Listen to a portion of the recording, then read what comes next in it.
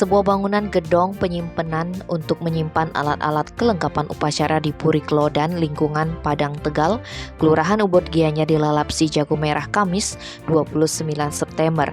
Akibatnya, korban Anak Agung Oka Kacipta 84 tahun mengalami kerugian mencapai 70 juta rupiah.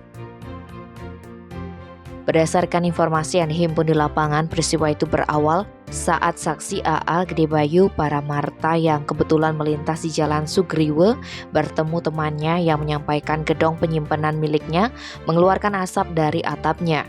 Atas informasi tersebut, mereka membangunkan saksi AA Alit Sri yang kebetulan sedang tidur di kamar, sehingga saksi AA Gede Bayu Paramarta dan saksi AA Alit Sri langsung mengecek ke Merajan hingga didapati gedong penyimpanan itu telah terbakar. Saksi pun langsung meminta tolong warga untuk melakukan upaya pemadaman sembari menunggu petugas damkar Gianyar tiba di lokasi. Sekitar pukul 12 WITA, 3 unit mobil damkar Gianyar tiba di TKP dan melakukan upaya pemadaman. Api dapat dipadamkan sekitar pukul 12:15 WITA sehingga tidak sampai merembet ke bangunan lainnya. Kapolsek Ubud Kompol Gusti Ngurah Yudhistira mengatakan kebakaran diduga akibat api dupa, karena sebelum kejadian pihak keluarga sempat menghaturkan sesajen.